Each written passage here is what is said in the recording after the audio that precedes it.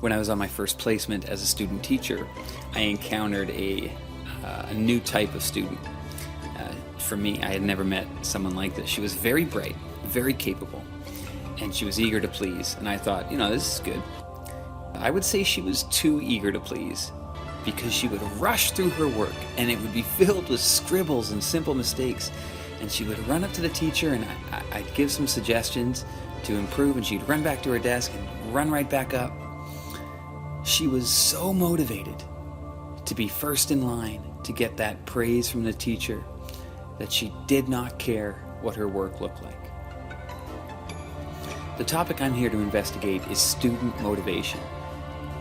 Not just any student motivation, as I came to realize, but what is positive student motivation in the classroom?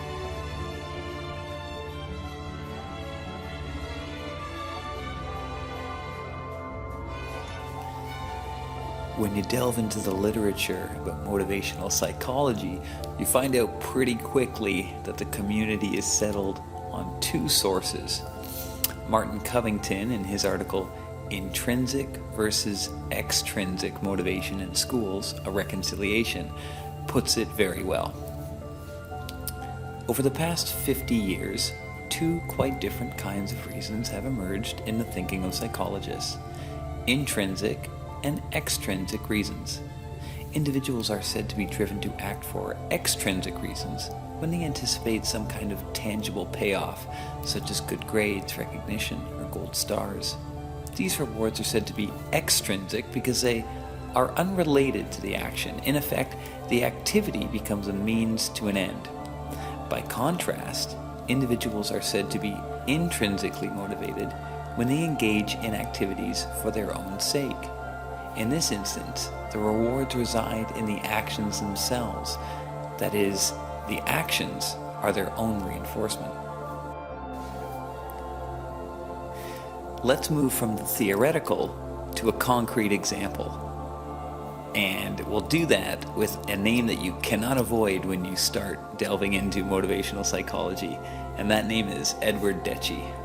In Edward Deci's book, Why We Do What We Do, he talks about a study where he set up a game involving a 3D puzzle. One of the two groups he tested was given money for their achievements, and the other was not. And of course, because this is a psychological study, there's a trick. The real study was watching how people reacted when the half hour of puzzle-solving time was over. The experimenter would make an excuse to leave the room and be gone for exactly 8 minutes, and this is the time that Deci was interested in. What would the people do? Would they still be interested in the puzzle?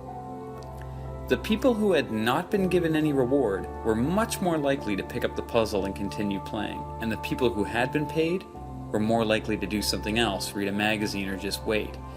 As Deci puts it, stop the pay, stop the play. This is from the chapter, I'm Only in It for the Money.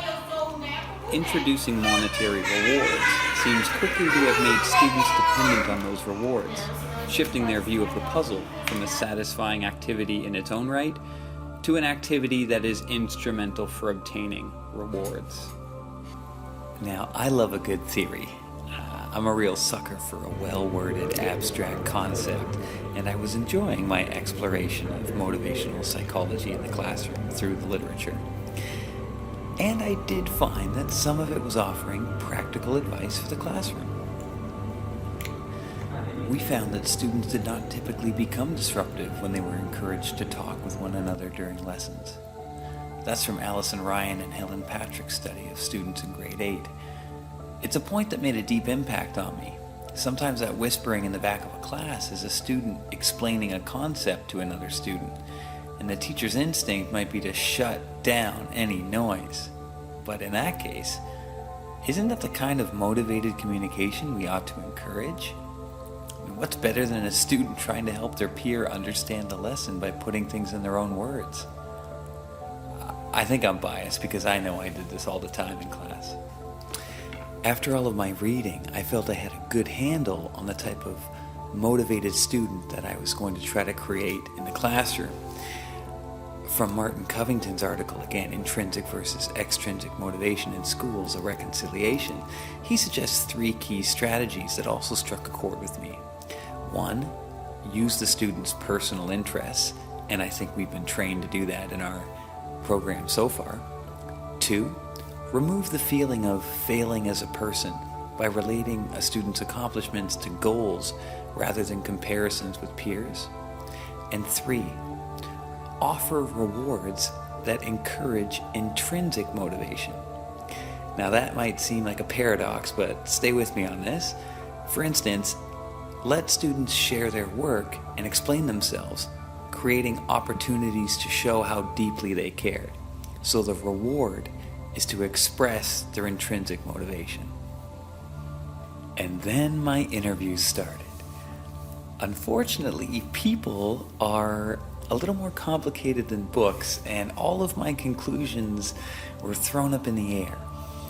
I mean, there were some things that held true. Well, here's a parent talk about her approach to helping her child read. Well, I guess one thing that I'm trying to be really, really careful about is, I guess, giving them praise right where they're at, making them feel like they are accomplishing something every time we do a lesson, that they've done really great, and that they, are praised for their hard work or whatever little thing they've accomplished. And even if Egan writes all his letters backwards from 10 to 1, flipped around the wrong way, and in block letters, like, it's still great because he's learning to write all his letters and her numbers, and I still tell him he does a great job. And with that mix of helping him learn the right way to do it, just a respect of where they're at. I like the way she put that, and it's one of the conclusions that I felt I had reached. Stay positive and focus on the successes. I hated school. No motivation, no connection to real life.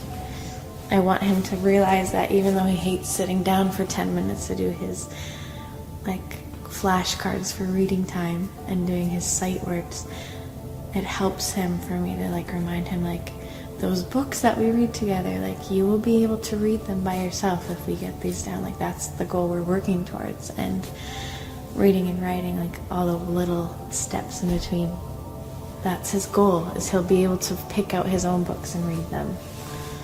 So you connect, for Egan, you connected to, this is going to give you more power, more independence, more ability to do what you want to do in the future.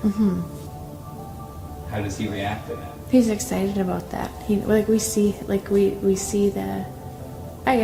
he's hungry for and what he's excited about.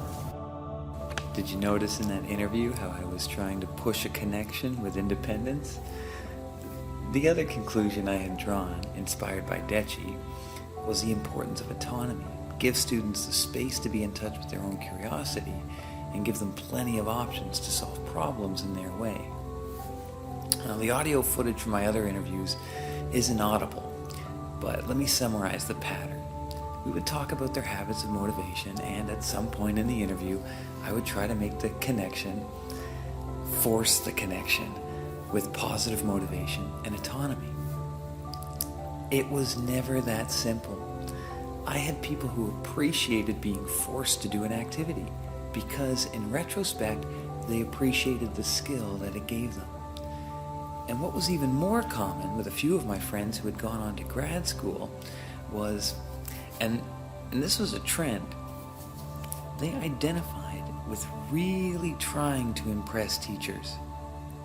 They really liked their teachers, and they wanted to be a special student for them. I may have caused them a little embarrassment to admit this human desire to be accepted and praised by those who admire. They questioned if it was a healthy motivation, but the fact remains, they're lifelong learners, and the very motivation that I worried about at the beginning of this investigation was part of that. And that's where I'm at now. I recommend Dechi's book, Why We Do What We Do. I think it's a breath of fresh air because he doesn't trap himself into talking about education. He's talking about the bigger picture, about fulfilling lives and self-esteem. And he makes a compelling case to respect our right to autonomy. on the other hand, isn't part of school to force students to experiment with things that they might not be inclined to try? To hell with their motivation. Force them to play different games and praise their successes?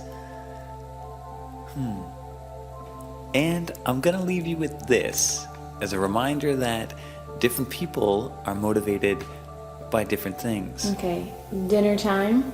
It's something that they don't want to eat because it has vegetables in it. If we want Fletcher to eat it, we'll talk about how old he is, and we'll say, okay, he's 3, so we'll start with 3 bites, and he'll eat it if Mommy sits next to him and helps him eat it, because he wants to be right by me. So that will be his, will you eat if I help you? Yeah. Okay, I'll help you. Egan. Wait, you could say to him, here is this cookie sitting on the table.